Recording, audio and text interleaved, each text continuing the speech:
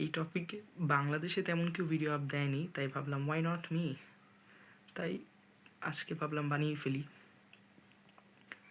তো হ্যাঁ, আপনারা ঠিক পড়েছেন, টাইটেল অ্যান্ড ডেসক্রিপশন, যে আজকে আমি শিখাবো কীভাবে আপনারা একদম জিরো থেকে ফাইন্যান্সিয়ালি ফ্রিডম বা ফাইন্যান্সিয়াল ফ্রিডম জিনিসটা কীভাবে পাবেন আপনারা এত কম এজে, তাও আবার কোনো এফডি ছাড়া।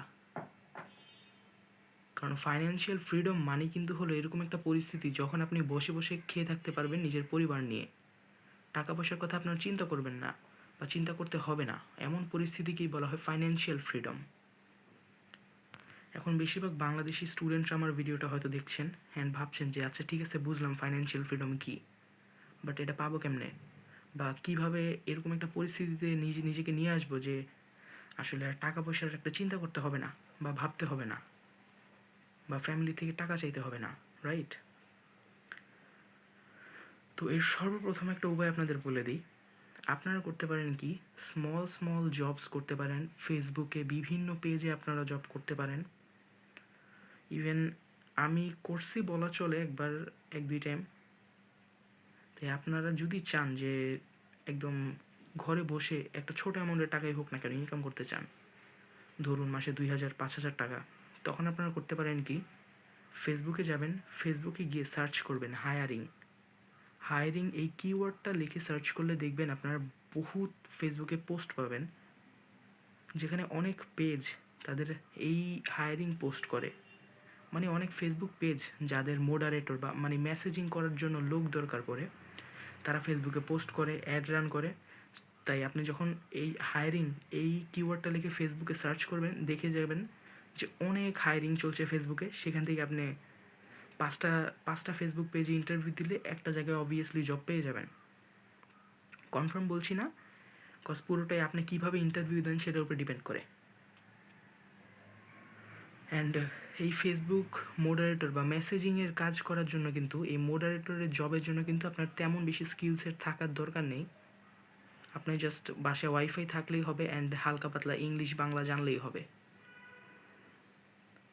তো এবার বলি যে ধরুন আপনি একটা জব নিয়ে ফেললেন আমার কথায়, যে ঠিক আছে ভাই আপনি বলছেন একটা জব নিলাম, তো এটার স্যালারি কত হইতে পারে সেটাও বলে দিই। মিনিমাম 2,000 থেকে 5,000 টাকা ধরলাম আপনার স্যালারি 3,000 টাকা একটা ফেসবুক পেজ থেকে। এখন অনেকে ভাবতে পারেন যে 3,000 টাকা দিয়ে ভাই কী হবে, 3,000 টাকাতে আমি মাসের শুরু থেকেই খায়া ফেলি, রেস্টুরেন্টে গিয়ে খায়া ফেলি, রাইট? তো এখান থেকে আপনি যদি ফাইন্যান্সিয়াল ফ্রিডম পেতে চান, তাহলে আপনার একটা কাজ করতে হবে। আপনি এখন 3,000 টাকা পাচ্ছেন, আপনার কোনো দায়িত্ব নেই, আপনার ফ্যামিলিতে কোনো টাকা দেওয়া লাগছে না। এর মানে কি, এই টাকাটা লিটারেলি আপনার জন্য ফ্রি। তো তখন আপনি করতে পারেন কি, এই যে আপনার ফার্স্ট ইনকামটা করলেন, স্মল অ্যামাউন্ট হোক কোনো সমস্যা নেই, এই অ্যামাউন্ট থেকে 70%, ভালো করে শুনে রাখুন, 70%, 70% আপনার অবশ্যই সেভ করতে হবে।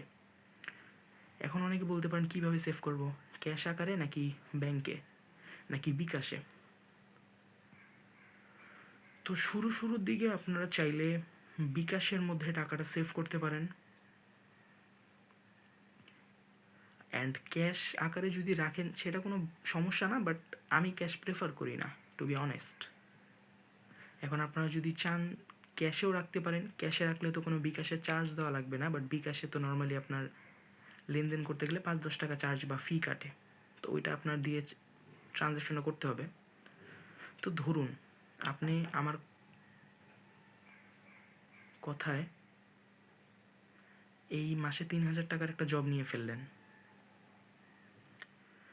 ধরি আপনি প্রায় 1 বছর কাজ করলেন, কত টাকা হলো হিসাব করেন, 3×10 = 30, 36,000 টাকা।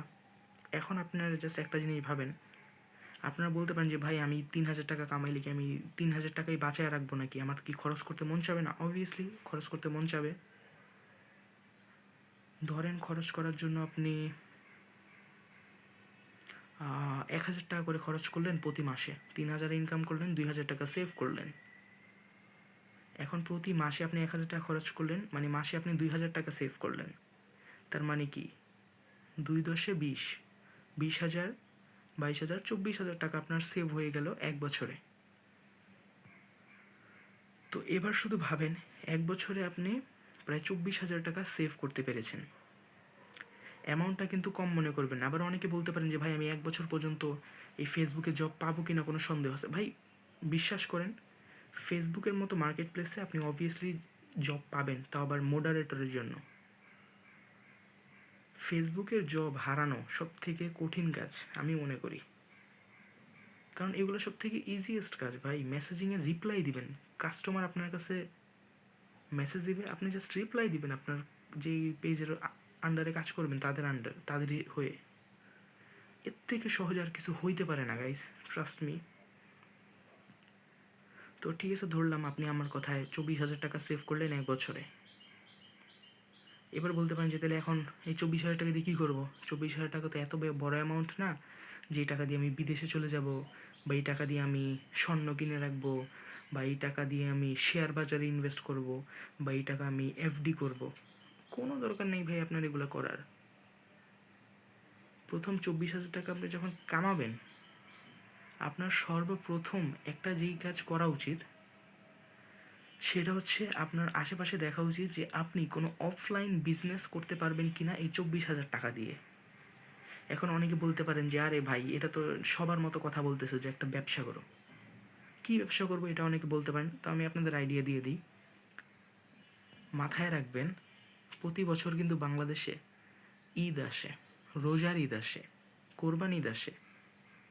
কোরবান ঈদের সময় হলে তো অবভিয়াসলি তেমন কোনো ব্যবসা বাণিজ্য আপনি করতে পারবেন না, বাট যদি ধরেন রোজার ঈদ চলে আসলো, তখন কিন্তু আপনার কাছে একটা সেই লেভেলের মারাত্মক একটা বিজনেস অপরচুনিটি চলে আসবে 24,000 টাকা দিয়ে। জি হ্যাঁ, ঠিক ভেবেছেন, ইফতারি বিক্রি করতে পারবেন আপনারা। এখন অনেকে বলতে পারেন যে ভাই ইফতারি বিক্রি করবো কার কাছে আমি, তাই তো? তো এবার বলি, আপনি যে 24,000 টাকাটা কামালেন, এই 24,000 টাকা দিয়ে ধরুন মাসে আপনি প্রথম ইফতারি বানানোর জন্য 10,000 টাকা খরচ করলেন। এরপরে 5,000 টাকা আপনি করলেন কি, আপনি যেই এলাকার মধ্যে বা এরিয়ার মধ্যে আছেন, এই এরিয়ার মধ্যে আবার আপনার খাবারের দামগুলো বা আপনার যে ইফতার বানাবেন, ইফতার আইটেমের দামগুলো একটা পোস্টারে বানাবেন। একটা পোস্টার বানাতে হয়তো সর্বোচ্চ আপনার 2-3 হাজার টাকা যাবে, বা একটা লিফলেট বানাবেন। এরপরে এটা আপনি 1-2 হাজার টাকা দিয়ে ফটোকপি করিয়ে আপনার পুরো এলাকার মধ্যে ছড়িয়ে দিবেন। 100-200 টাকা পোলাপাইনকে দিবেন, যে ওরাই এগুলো দেখবেন পোস্টার সবাইকে ধরায় দিছে। এবং বিশ্বাস করেন, আপনার খাবারের দাম যদি কম হয়, ইফতারি এমন একটা আইটেম মানুষ কিনবেই কিনবে। আপনার খাবারের দাম যদি কম হয় এবং মান যদি ভালো হয়, বিশ্বাস করেন আর না করেন, আপনার ইফতারি মানুষ কিনবেই কিনবে। অ্যান্ড ইফতার এমন একটা জিনিস যেটার মধ্যে আপনার প্রফিট অনেক অনেক অনেক, মানে চিন্তার বাহিরে প্রফিট আপনার। এখন অনেকে বলতে পারেন যে ভাই কয় টাকাই বা লাভ হবে আমার? ধরেন আপনি যেহেতু 24,000 টাকা দিয়ে শুরু করবেন ইফতারের ব্যবসাটা, ইফতারের কথাটা আমি এই জন্য বলছি কারণ সামনে কিন্তু আমাদের রোজা আসছে, এই জন্য নো অফেন্স। তো এবার বলি আপনাদেরকে কেন ইফতারের বিষয়টা আমি বললাম।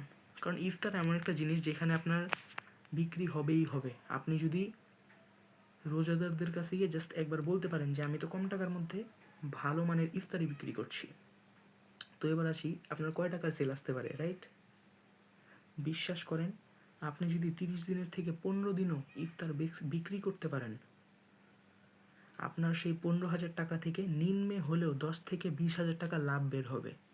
জি, ঠিক শুনেছেন, আপনার টাকা রীতিমতো অনেক বেশি ফুলে ফেঁপে বেড়ে উঠবে, কারণ এটা একটা ব্যবসা অ্যান্ড আপনি মানুষের কাছে একটা প্রোডাক্ট বিক্রি করছেন। তাই আশা করছি বুঝতে পারছেন যে ইফতার বিক্রি করার আপনি বলতে গেলে আপনার টাকাটা অনেক ভালো অ্যামাউন্টের বাড়ায় ফেলতে পারবেন।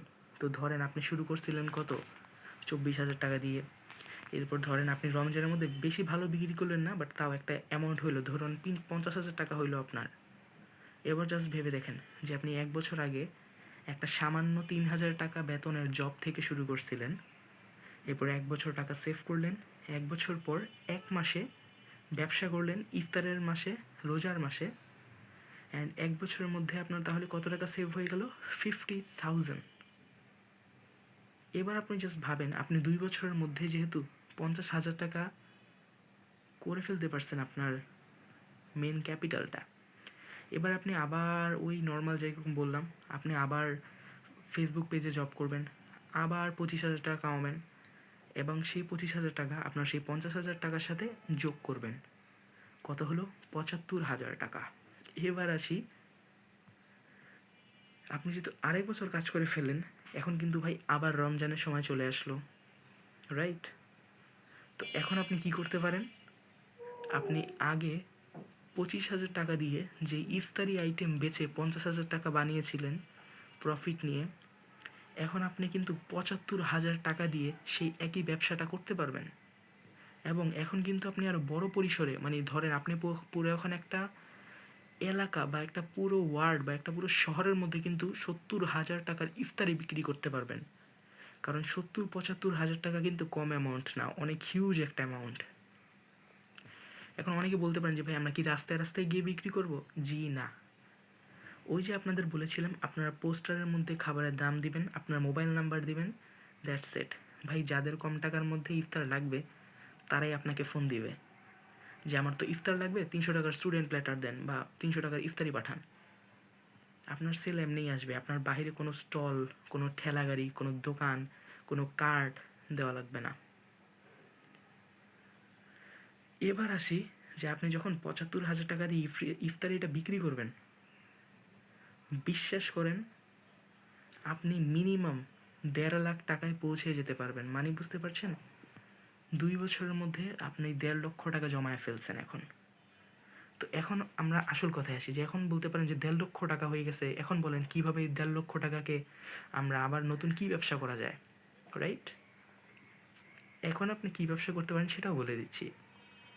এই যে এতদিন আপনি আমার কথায় ফেসবুকে মেসেজিং করলেন, মেসেজিং করা শিখলেন, ক্লায়েন্টদের কীভাবে প্রোডাক্ট বিক্রি করতে হয় বা ফেসবুকে কীভাবে মানুষের সাথে কথা বলতে হয় সেটা শিখলেন। এরপর রোজার মধ্যে ইফতারি বিক্রি করে এলাকার মধ্যে বা আপনাদের শহরের মধ্যে পরিচিত হলেন যে আপনারা তো ভালো মানের খাবার বিক্রি করছেন, রাইট? এখন আপনি কি করতে পারেন? এখন আপনি যে 1.5 লক্ষ টাকা জমিয়েছেন সেই 1.5 লক্ষ টাকা দিয়ে আপনার এলাকার মধ্যে একটা অনলাইন ভিত্তিক রেস্টুরেন্ট দিবেন। আপনি আগে যেরকমভাবে ইফতারির পোস্টার বানিয়ে বানিয়ে মানুষকে বিলি করছিলেন, এবার আপনি সেই একই কাজটা করবেন, কিন্তু সেগুলো হবে আপনার নর্মাল ঘরের খাবার বা বিভিন্ন আইটেম আপনি বিক্রি করতে পারেন। আপনাদের এলাকার মধ্যে যেই খাবারের বেশি চাহিদা বা যেই খাবার আপনাদের এলাকার মানুষ বেশি খায় সেই খাবারটাকে আপনি সিলেক্ট করলেন, একটা পোস্টার বানাইলেন, পোস্টার বানায় 5,000 টাকা দিয়ে সেটা আপনার পুরো এলাকার মধ্যে একদম বিলি করাইলেন, মানুষের মুখে মুখে আপনি একদম তুলে দিলেন যে আপনি এই খাবারটা বিক্রি করেন। এখন কিন্তু মাথায় রাখবেন আপনার কাছে কিন্তু 1.5 লক্ষ টাকা পড়ে আছে। আপনি যদি আমার কথা মতো কাজ করে থাকেন তাহলে কিন্তু অলরেডি আপনার কাছে 1.5 লক্ষ টাকা চলে আসবে। এখন আপনি শুধু একটা কাজই করবেন, আপনাদের সেই 1.5 লক্ষ টাকাটাকে ধরবেন, ধরে এইটা থেকে আপনি খাবারের মেটেরিয়ালস কিনবেন, মেটেরিয়ালস কিনে পরবর্তীতে আপনি সিম্পলভাবে জাস্ট খাবার বানাবেন, বিক্রি করবেন, খাবার বানাবেন, বিক্রি করবেন। বিশ্বাস করেন, এটা যদি আপনি 1 বছর ফলো করেন, আপনার তখন আর আমার ভিডিও দেখা লাগবে না বা কারো ভিডিওই দেখা লাগবে না। কারণ আপনি এতক্ষণে অলরেডি একটা স্টেবল ব্যবসা দাঁড় করায় ফেলছেন এবং ব্যবসা কীভাবে করতে হয় সেটাও জেনে গেছেন।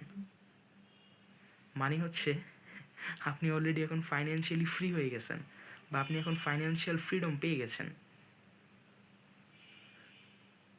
আমার মতো এরকম ইজিলি কেউ আপনাকে বলবে না, এটা আমি 100% শিওর। কারণ আমি লিটারালি আপনাদেরকে একটা প্যাথ বা একটা পুরো রাস্তা দেখাই দিছি ভাই, যে এইভাবে এই ব্যবসাটা করতে পারেন, আপনি 0 টাকা থেকে শুরু করতে পারেন। এবং ধরেন আপনি যদি বলেন যে ভাই আমি চাকরি বাকরি করবো না, আমি শুধু ব্যবসা করব, তাহলে রমজান চলে আসছে, আপনি কিন্তু চাইলে আমি যে বললাম যে আপনি প্রথমে 24,000 টাকা দিয়ে ইফতারের ব্যবসা শুরু করেন, আপনারা কিন্তু একটা কাজ করতে পারেন কি, নিজেদের জমানো কিছু টাকা দিয়েই ইফতারের ব্যবসাটা শুরু করতে পারবেন। কারণ দোকানেও কিন্তু বাকি নেওয়া যায়, আপনাদের পরিচিত দোকান হলে, কারণ খাবারের টাকা কিন্তু মানুষ অবভিয়াসলি আগে দিবে আপনাকে, তখন আপনি করতে পারবেন কি, মানুষের টাকা দিয়ে আপনি মেটেরিয়াল কিনবেন, এরপরে খাবারগুলো বানিয়ে বিক্রি করবেন, সিম্পল। মানে আপনি যদি চান যে একটু আস্তে ধীরে সুস্থে ফাইন্যান্সিয়াল ফ্রিডমটা গেইন করবেন, তাহলে আপনি, আমি সবার প্রথমে যেটা বললাম যে প্রথমেই কিছুদিন জব করবেন, ওইখান থেকে কিছু কিছু টাকা সেভ করবেন, পরে এই ইফতারের ব্যবসাটা বা যে কোনো ফুড রিলেটেড ব্যবসা দিবেন। অথবা আপনি যদি চান যে না ভাই আমি তো ব্যবসা করতে চাই শুধু, আমি কোনো চাকরি টাকরি করতেই চাই না, তাহলে আপনি ছোট পরিসরে ইফতার বা ছোট পরিসরে খাবারের ব্যবসাটা শুরু করতে পারবেন। কিন্তু আমি বলবো যে আপনি একটা কাজ করেন, প্রথমে কিছুদিন জব করেন, এইরকম ফেসবুক রিলেটেড মার্কেট প্লেসে জব করে এখান থেকে কিছু টাকা সেভ করে এরপর কাজটা শুরু করেন। এতে হবে কি আমি বলি, আপনি যখন অলরেডি এক জায়গায় চাকরি করবেন তখন কিন্তু আপনার একটা এক্সপিরিয়েন্স আসবে যে কাস্টমারের সাথে কীভাবে কথা বলতে হয়, মানুষের সাথে কীভাবে কমিউনিকেট করতে হয়। এই সব স্কিলগুলো কিন্তু আপনি চাকরি করলেই পাবেন, এমনি এমনি পাবেন না। চাকরি বা ব্যবসা করলে আপনি এইসব স্কিলগুলো পাবেন। এখন অনেকে বলতে পারেন যে ভাই আমি কি করছি, আমি কেন করি না ব্যবসা। একটা কথা বলতে চাই, আমি ব্যবসা করি কি না করি না এটা কি আমি আপনাদেরকে একবারও বলেছি? হ্যাঁ, আমিও সাইড বাই সাইড ভালো কিছুই করছি, বাট আমি বলছি না কি করছি। আমি এত বড় কিছুও করি নাই যে বইলে বেড়াবো। আমার যেটাই আছে সেটা স্মল স্মল বলবো না, গ্রোয়িং। তো যাই হোক, আমার কথা তো অনেক হয়ে গেল, এবার আবার আপনাদের কথায় ফিরে আসি। তো এবার বলি, আপনি আমার ভিডিওটা যেহেতু সম্পূর্ণ দেখেছেন, আমি জানি আপনারাও হয়তো আমার মতো চিন্তা ভাবনা করছেন যে কীভাবে ফাইন্যান্সিয়াল ফ্রিডমটা পাওয়া যায়। তো তাদের জন্য বলতে চাচ্ছি, এতক্ষণ যেহেতু ভিডিওটা দেখেছেন, আমার আইডিয়াটা কাজে লাগিয়েই দেখেন। কজ ভাই আমি তো আপনাদের কাছে কোনো কোর্স বেচতেছি না বা কোনো টাকা পয়সা চাচ্ছি না, রাইট? আমি আপনাদের বলছি, শুধু আমি যেরকম বললাম এটা একটু ফলো করে দেখেন, কারণ টাকা পয়সা তো আপনার অ্যাকাউন্টেই থাকবে, আমি তো কোনো ইনভলভমেন্টে আছি না। তাই আমি শুধু একটা কথাই বলতে চাই, আপনারা যদি আমার এই পুরো ভিডিওটা এই পর্যন্ত দেখে থাকেন, তার মানে আপনি অলরেডি ব্যবসা শিখে গেছেন। এখন আপনার জাস্ট একটাই কাজ হবে, সেটা হচ্ছে কি ব্যবসাটাকে শুরু করা। কারণ আপনি যতদিন পর্যন্ত শুরু না করবেন আপনি তো বুঝতেই পারবেন না যে ব্যবসা জিনিসটা কি। ধরেন এখন আপনি আমার কথা অনুযায়ী কিছুই করলেন না, বা আপনি আমার ভিডিওটা দেখাও চলে গেলেন, ভাবলেন ধুর এগুলো করে আর কি হবে, এত সহজ হলে সবাই করতো। এক্স্যাক্টলি, সবাই করে না, এই জন্যই সবাই ফাইন্যান্সিয়াল ফ্রিডম পায় না।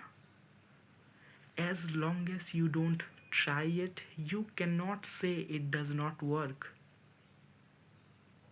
যতদিন পর্যন্ত আপনি ট্রাই করবেন না, আপনি কিন্তু বলতে পারবেন না যে এটা কাজ করে কি না করে না। আপনি শুরু করলে বা আপনি কাজ শুরু করলেই তো বুঝতে পারবেন এটা কাজ করে কি করে না, তাই তো?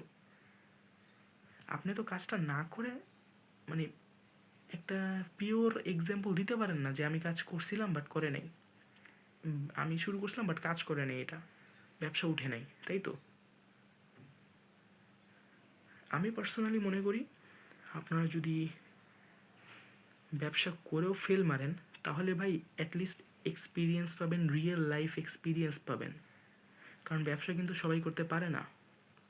তাই আমি আপনাদেরকে এনকারেজ করব, অবশ্যই ফাইন্যান্সিয়াল ফ্রিডমের জন্য আমি যা বললাম সেটা একটু হলেও ফলো করবেন। আমি বলবো না যে আমার কথা একদম অক্ষরে অক্ষরে মেনে ফেলেন, আমি বলবো যে ভাই আমি যা বলছি জাস্ট একটু মাথায় রাখেন অ্যান্ড জাস্ট একটু ফলো করেন, দ্যাটস ইট। এর বেশি কিছুই করা লাগবে না আপনাদের।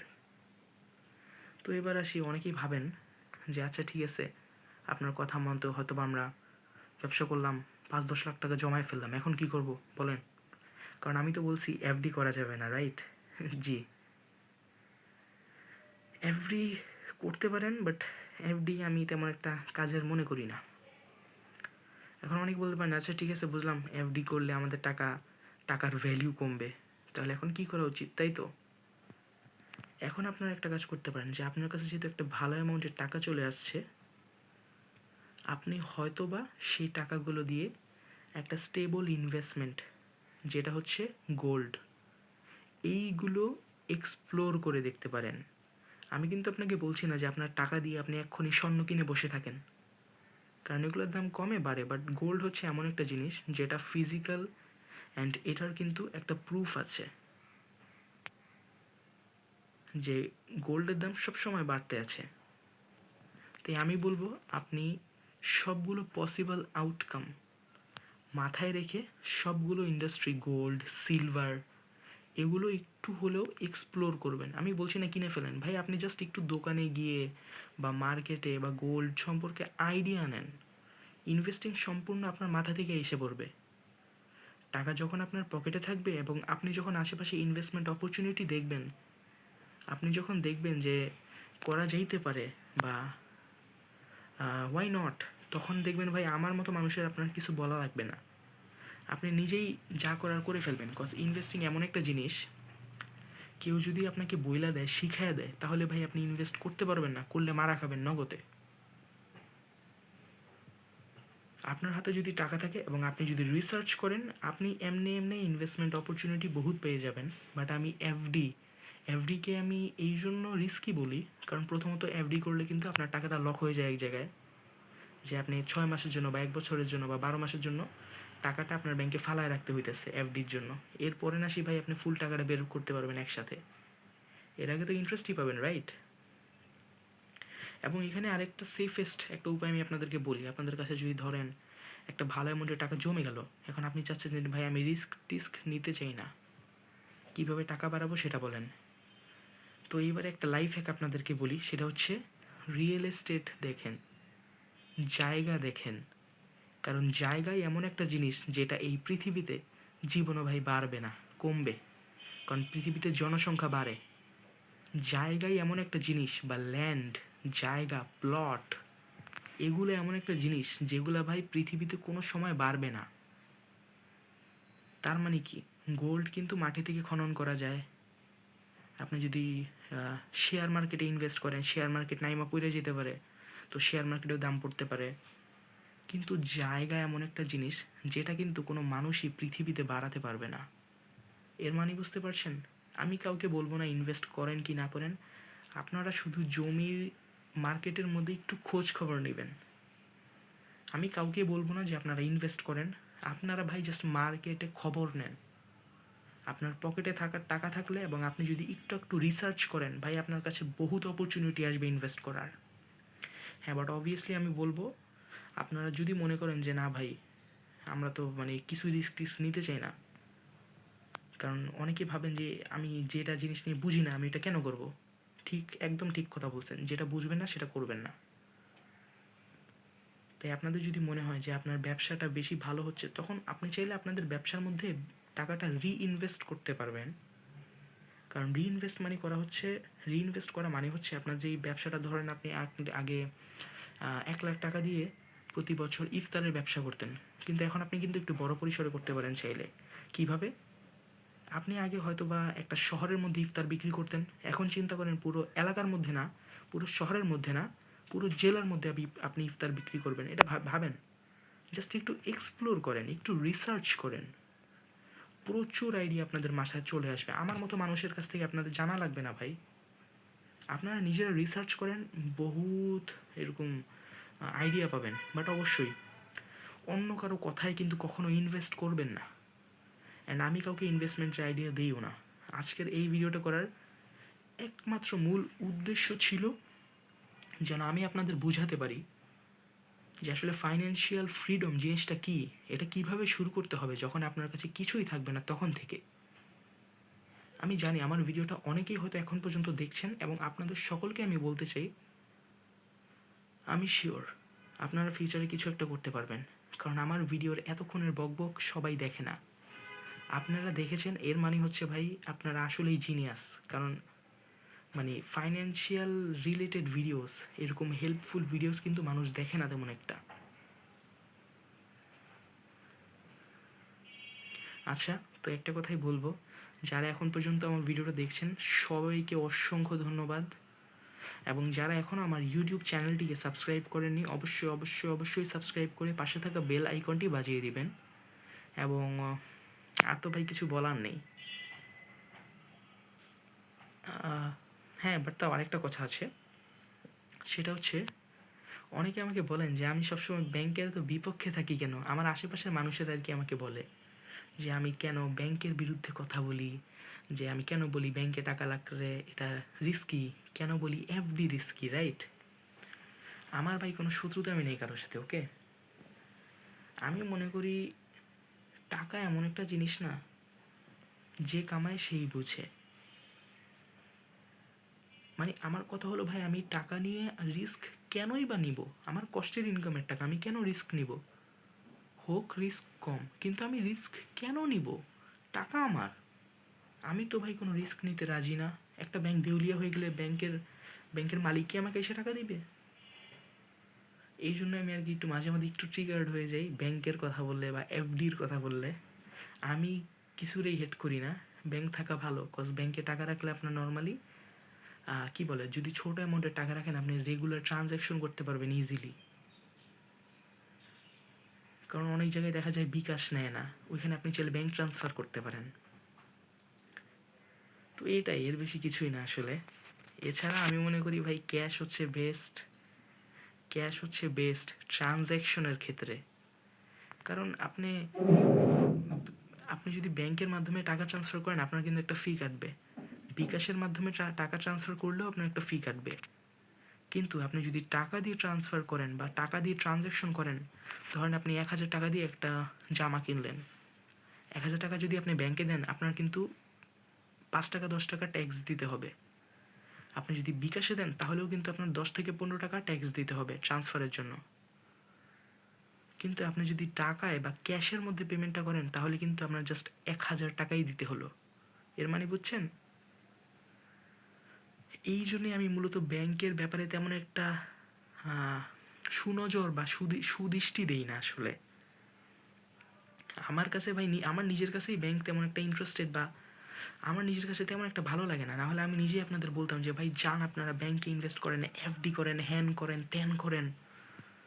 আমার কথা হলো ভাই যেটা আমার ভাল লাগে না ওইটা আমি কেন আমার ভিউয়ার্সদের সাথে শেয়ার করব? তো এইটাই আসলে একটা কথা। এছাড়া আর তেমন কোনো কথাই নাই। তো হ্যাঁ, বাই দ্য ওয়ে আপনাদের জন্য কয়েকটা টিপস আছে হেল্পফুল। সেটা হচ্ছে কখনোই একটা কাজ করবেন না, সেটা হচ্ছে আপনাদের কি বলে লাইবিলিটিসের মধ্যে ইনভেস্ট করবেন না। কারণ এখন যেহেতু এই ভিডিওটার মধ্যেই যেহেতু আমি আপনাদেরকে শূন্য থেকে সব শিখিয়ে দিচ্ছি, তো ওয়াই নট আমি এটাও শিখিয়ে দিই।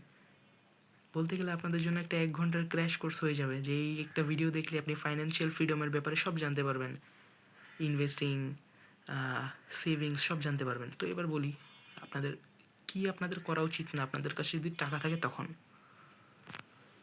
তো যেটা আপনাদের কখনোই করা উচিত না সেটা হচ্ছে লাইবিলিটিস কিনা। এখন অনেকে বলতে পারেন যে ভাইয়া লাইবিলিটিস জিনিসটা কি? ইনভেস্টিং শিখলাম, সেভিংস শিখলাম, লাইবিলিটিস কি? তো লাইবিলিটিস হচ্ছে এমন একটা মানে প্রক্রিয়া যখন আপনার ক্রয়কৃত বা আপনি ধরুন একটা গাড়ি কিনলেন, এখন এই গাড়িটাকে বলা হয় একটা লাইবিলিটি। কেন কেন গাড়িকে লাইবিলিটি বলা হয়? কারণ গাড়ি কিন্তু আপনাদের রেগুলার মেনটেনেন্স করতে হবে, ড্রাইভারকে বেতন দিতে হবে। এরপর গাড়িতে কোনো সমস্যা হলে সেটাও কিন্তু আপনার নিজের পকেটের টাকা দিয়ে ঠিক করতে হবে। এর মানে কি? গাড়ি আপনার আপনি গাড়ি তেমন একটা ইউজ করেন আর না করেন আপনার কিন্তু গাড়ির পিছে প্রতি মাসে একটা খরচ যাবেই। এখন অনেকে বলতে পারেন যে গাড়ির মধ্যে মেনটেনেন্স করা লাগে, তো গাড়ি যদি লাইবিলিটি হয় তাইলে ফ্ল্যাট কেন লাইবিলিটি না? কারণ ফ্ল্যাটও তো ভাই অনেকে কিনে ফেলে, রাইট? হ্যাঁ, আপনাদের কথা কিছু ঠিক হলো বাট সম্পূর্ণ ঠিক না। কারণ ধরেন আপনি একটা গাড়ি কিনলেন, গাড়ি কিন্তু আপনি কিনে চালাইলেও ওইটার আপনার সরকারকে ট্যাক্স দিতে হবে, টাইম টু টাইম মেনটেনেন্স করতে হবে, কারণ গাড়ি নষ্ট হয়ে গেলে ভাই আপনার আলটিমেটলি সব টাকা নষ্ট। কিন্তু এখানে যদি একটা ফ্ল্যাট আপনি কিনেন, প্রথমত আপনি ফ্ল্যাটটা একটা ভালো দামে ভাড়া দিতে পারবেন, যে মাসে ধরেন ২৫,০০০ টাকা, মাসে ২৫,০০০ টাকা দিয়ে আপনি একটা ফ্ল্যাট ভাড়া দিলেন, ৩ রুমের বড় একটা ফ্ল্যাট ভাড়া দিলেন। এখন ধরেন আপনাদের পানির বা গ্যাসের বা লাইনের কোনো কিছু একটা সমস্যা হলো, এখন কিন্তু আপনি প্রতি মাসে আপনার ভাড়াটিয়া থেকে যে টাকাটা পাচ্ছেন ওই টাকাটা দিয়েই আপনি ওই ফ্ল্যাটটাকে মেনটেনেন্স করতে পারবেন। কারণ এখান থেকে আপনাদের একটা ইনকাম আসতেছে, ওই ইনকামের টাকা থেকে আপনি চাইলে এই ফ্ল্যাটটা মেনটেনেন্স করতে পারবেন। কিন্তু গাড়ির ক্ষেত্রে কিন্তু বিষয়টা সম্পূর্ণ আলাদা। হ্যাঁ, গাড়ির ক্ষেত্রেও সম্পূর্ণ এক হবে যদি আপনি গাড়িটাকেও ভাড়া দেন। যদি আপনি গাড়িটাকে উবারে দেন তাহলে অবভিয়াসলি এই গাড়ি আপনার জন্য লাইবিলিটি না। কিন্তু এখানে একটা ফ্যাক্ট আছে, বাড়ি ভাড়া কিন্তু আপনার যদি একটা ফ্ল্যাট থাকে আপনি কিন্তু ফ্ল্যাট সবসময় ভাড়া দিতে পারবেন, কিন্তু গাড়ি কিন্তু সবসময় আপনার ভাড়া হবে না, কারণ বাড়ির মধ্যে মানুষ থাকে, এই জন্য এটা মানুষের একটা নেসেসারি, একটা নিড। আপনি যদি একটা ভালো নেইবারহুডে থাকেন আপনার বাড়ি ভাড়া হবেই, কিন্তু আপনার যদি দেশের পরিস্থিতি বা সময়কাল ঠিক না থাকে তখন কিন্তু আপনার গাড়ি ভাড়া হবে না। তো এই কথাগুলো আপনাদের মাথায় চিন্তা করে রাখতে হবে। এই জন্য আমি বলি যে গাড়ি হচ্ছে একটা লাইবিলিটি, এবং এই লাইবিলিটিগুলো থেকে আপনাদের যত বেশি সম্ভব দূরে থাকতে হবে। কারণ ধরেন আপনি প্রচুর টাকা ইনকাম করলেন, সেভ করলেন, আপনি যদি লাইবিলিটিস কিনে বসে থাকেন তাহলে কি লাভ আছে? নাই, অবভিয়াসলি লাভ নাই। এই জন্য চেষ্টা করতে হবে আপনি যখনই যাই করেন না কেন আপনার লাইবিলিটিস যেন আপনার না বেড়ে যায়। তো আজকের এই ভিডিওটা আসলে প্রায় অনেক বড় হয়ে গেছে। So thanks for watching. 30 মিনিটের আমার ভিডিওটা দেখার জন্য আপনাদের সকলকে অসংখ্য অসংখ্য ধন্যবাদ। অ্যান্ড আজ এই পর্যন্তই। হয়তোবা কালকে চলে আসবো আপনাদের সাথে আরও একটা ভিডিও নিয়ে। তো ততক্ষণের জন্য আপনাদের সকলকে অসংখ্য ধন্যবাদ, এবং যারা এখন আমার চ্যানেলটিকে সাবস্ক্রাইব করেননি অবশ্যই সাবস্ক্রাইব করে পাশে থাকা বেল আইকনটি বাজিয়ে দিবেন।